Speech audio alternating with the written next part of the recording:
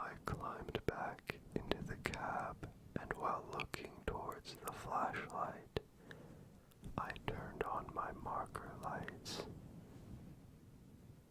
Immediately, the light pointed directly towards my location, then went dark. Damn, that is creepy.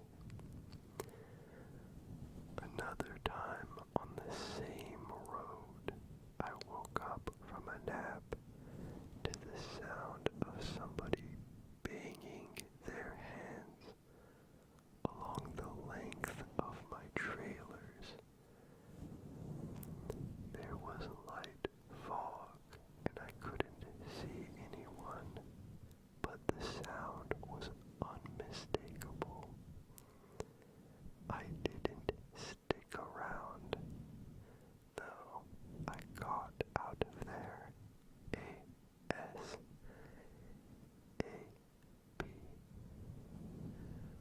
What a smart move. Lastly, one time I was making my way on Route 139 in California. There is a campground along the way, and I pulled over. It was a new moon, so the night sky was incredible, incredible, incredible. So many stars. It was so dark out that the orange marker lights from my truck were casting my shadow on the surrounding wilderness. Out of nowhere, I heard the sound of rustling in the distance, and then a figure emerged. It was a man watching me from the shadows. Needless to say, I got the hell out of there. For what it's worth, those are the only strange occurrences I've ever had as a truck driver. Nothing too scary, just weird. I don't know, that last one, in the pitch black of night, somebody just pops out of the wilderness. Oh my gosh. I would have pissed my pants. Pissed my pants.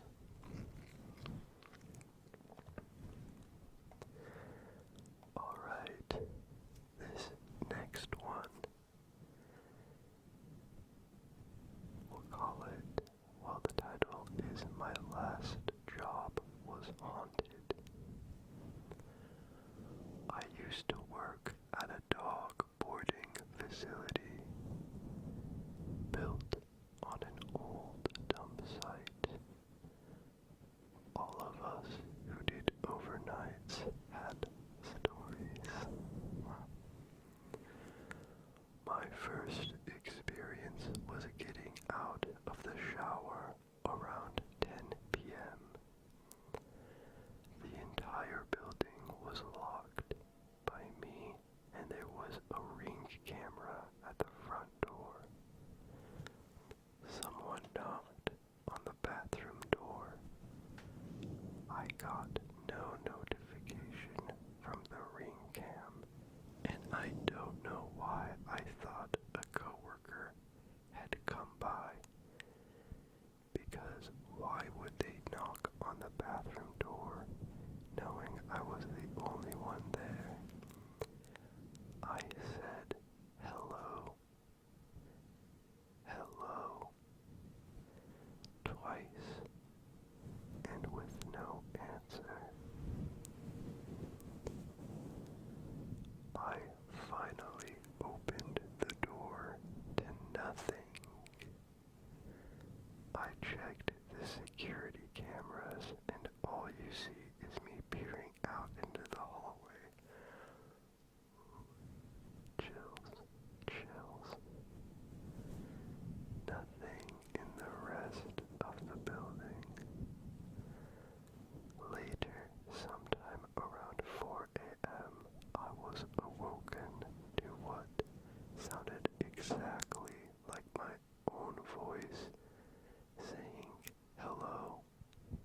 outside of the bedroom.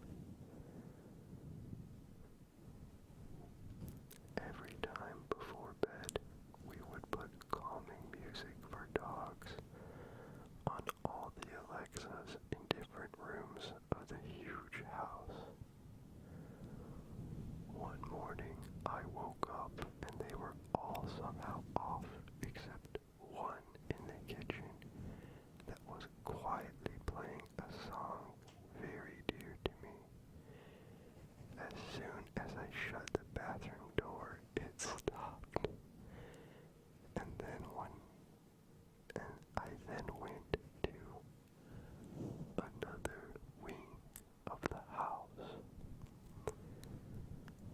to start letting dogs out. And when I let them back in, the same song came on with no prompting on a different Alexa.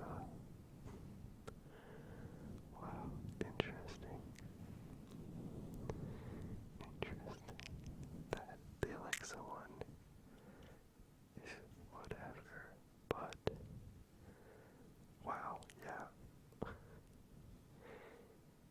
Hearing the knock on the door just to see no one on the camera is absolutely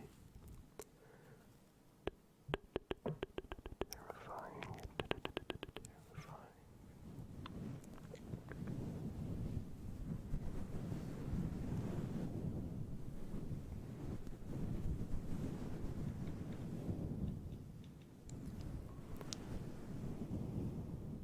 This next one we will call St.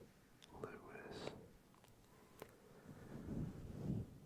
So I had zero intention of sleeping in my car that night. I was out with some friends in downtown St. Louis bar hopping, just enjoying the night, you know. But then I lost track of how much I'd been drinking. By the time it hit me, I was way too hammered to drive. I didn't want to blow my money on a hotel or an Uber, so I made the dumb decision to sleep it off in my car. I ended up parking in this small, mostly empty lot near the riverfront. It seemed quiet enough. No sketchy vibes. My car is an old sedan, not exactly built for comfort. But I tried to make the backseat work. I grabbed a ratty sweatshirt from the trunk to use as a pillow. Cracked the windows just enough for air. The street lights were flickering above, giving off this weird, eerie glow. But I was too tired and too buzzed to care. Eventually, I drifted off, but at around 2 a.m., I woke up to this tapping on my window. My first thought, great, a cop's gonna bust me for sleeping here.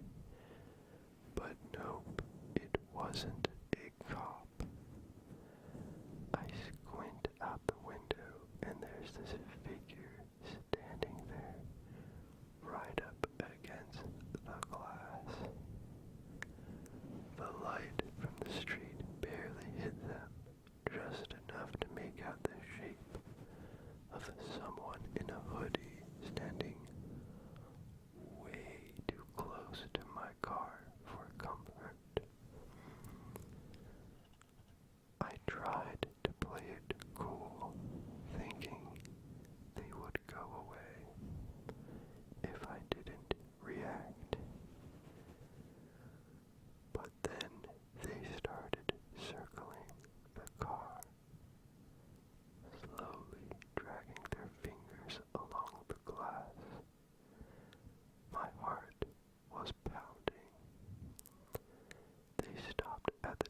driver's side door and I hear them try the handle.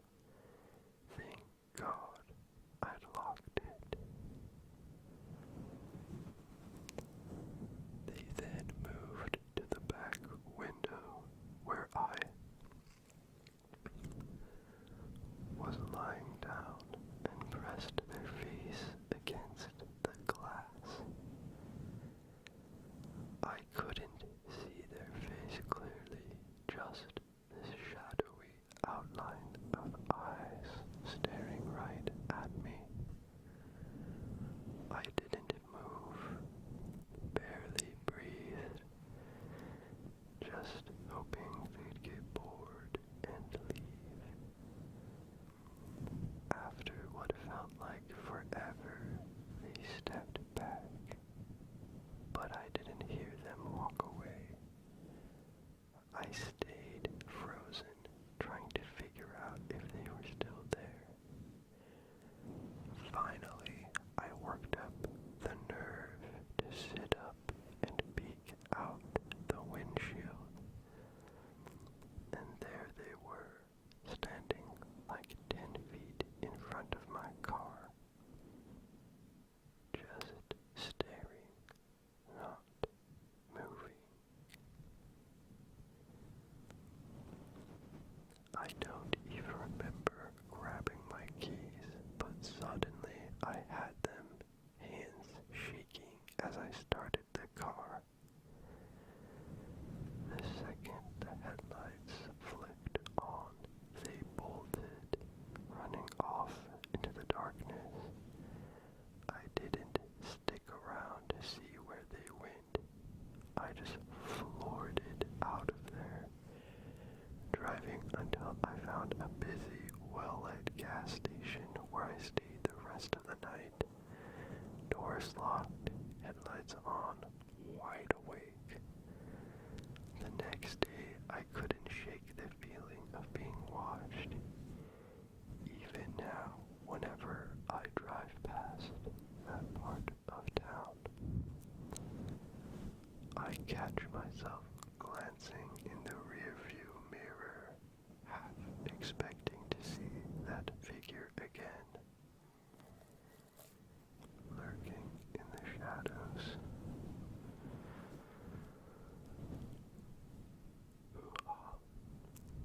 That one was truly, truly terrifying. Oh man,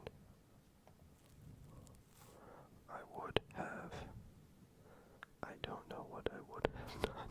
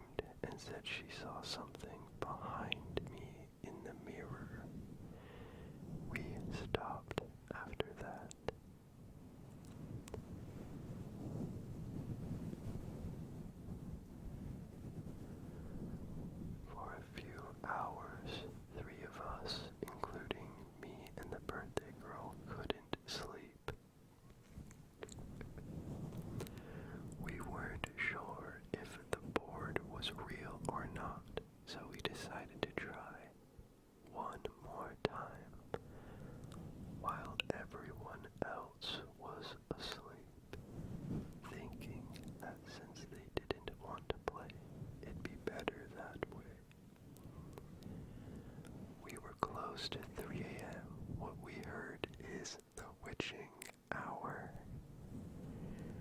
Remember, we are 10 or 11 years old, numb, and have no idea what we are doing or who we are talking to.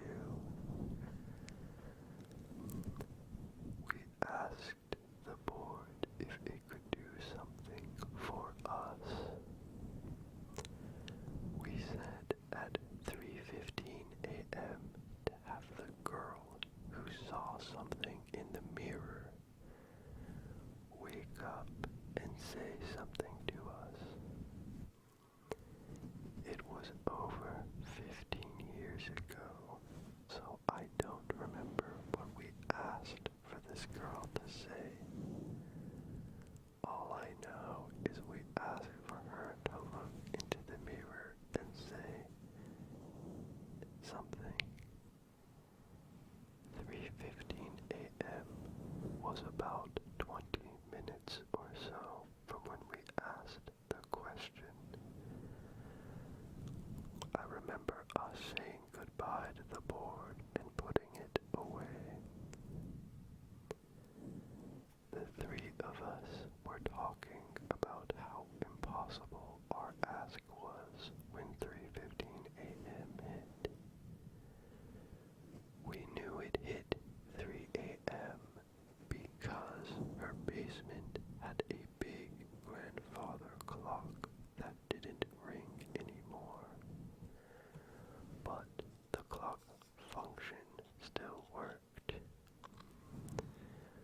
We were waiting, and right before the time change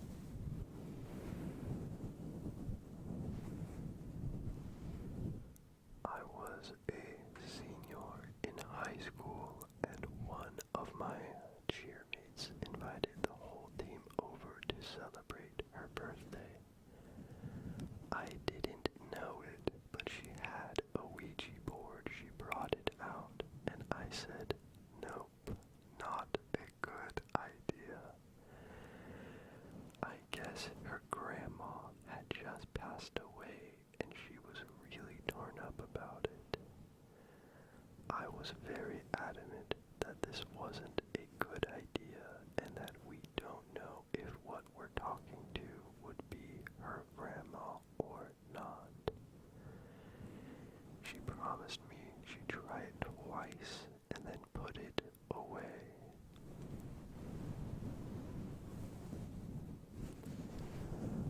By this time, I knew a lot more than I did back during my first experience.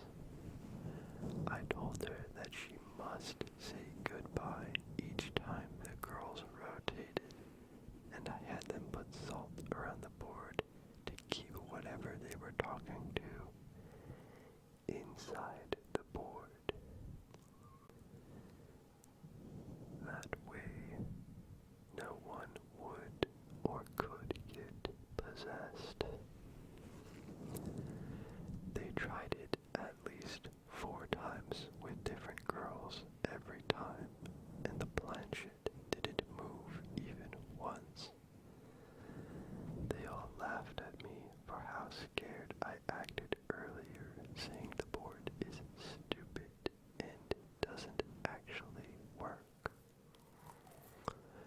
I kind of got annoyed because they didn't know about my experience. I said, "Know what? I'll do it, and I'll prove to everyone here that these boards are real."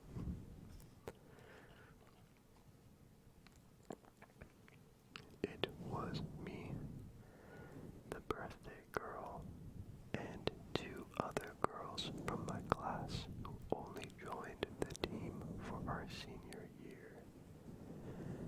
We put our fingers on the planchette and did the 3 circles to begin.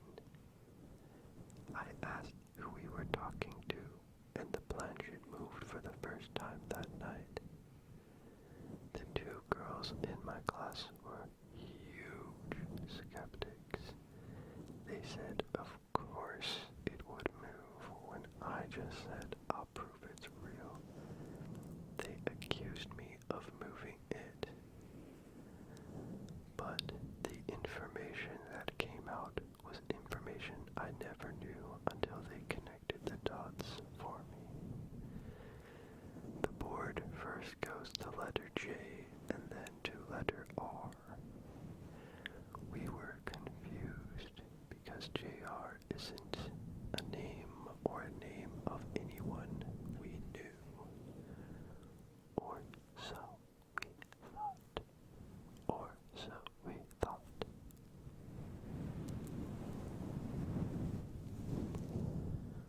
We then asked why they were here, and the board spelled friend.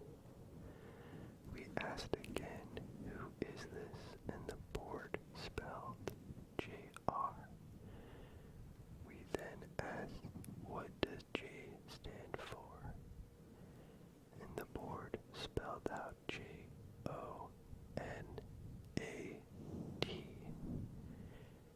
And one of the girls from my class screamed, "No way." We all looked at her in confusion. She asked, "Is this Jonathan Raymond?" The planchette immediately moved to yes.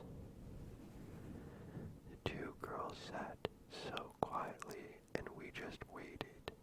The birthday girl asked who JR was, and all the girls started to explain.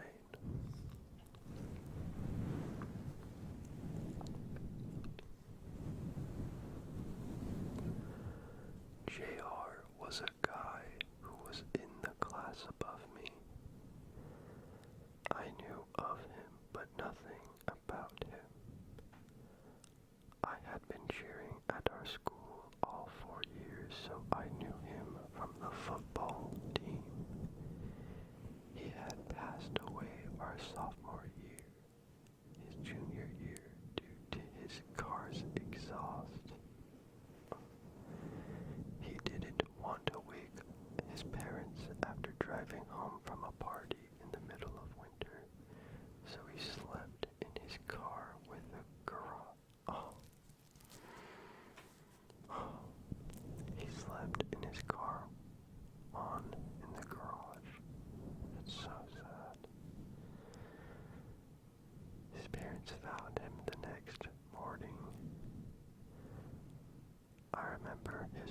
was not showing up to school for at least 2 weeks out of grief. Back to the Ouija board situation. The two girls in my class were panicked. They looked at me weird, and I said, well, it must be him coming through. They said, no, that it's impossible because the board doesn't work and that I'm making this up and moving the planchette. They said I was a horrible person for impersonating JR. And I said I wasn't because I truly wasn't. I said, let's keep going and see what comes up. I knew they were friends of his and could validate the information that comes through. They reluctantly agreed and feverishly asked a few more questions. They asked what his football number was. The planchette moved 2 numbers and 2 girls were in shock. I looked at them questioningly because, again, I didn't know this about him. I couldn't even remember which number the assigned player I had a few months, or the assigned player that had it a few months before had. Then they asked what color car he had. The board answered red, which was true. I at least remember the picture they had for his celebration was him and his red car because he loved it. They then asked who his best friend was, and I had no idea who that would be. Again, we had similar friends. We were at the same places occasionally, but I never spoke to this guy. The board spelled out his best friend's name. The guy was the only guy in our school with that first name. But we asked for the last name just to see if it would spell it correctly. And it did. Well, the girls didn't even say goodbye. They flung the board at me. They called me a liar, saying I made all of this up. They were sobbing and screaming at me. It made me so uncomfortable. I was nothing but the tuner. The instrument which opened the veil for them, and they thought I was an awful person. The whole team fell silent, and I just left due to the discomfort.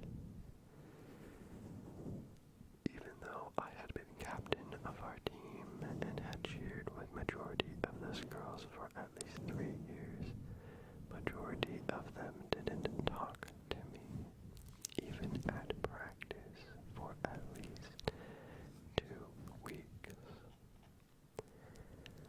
So many of them thought I was either crazy or disgusting. Only a few of them understood that I wouldn't have known that based on who I was friends with at school. JR and I never truly crossed paths for conversation until that night, if it was actually him that is. I think it was, but I do know that spirits can pretend to be someone and read our thoughts and memories with them.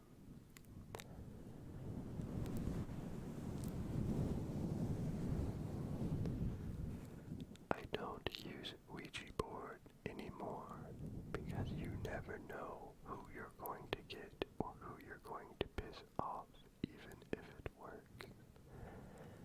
Now I am a practicing energy reader and medium, so all of this type of stuff in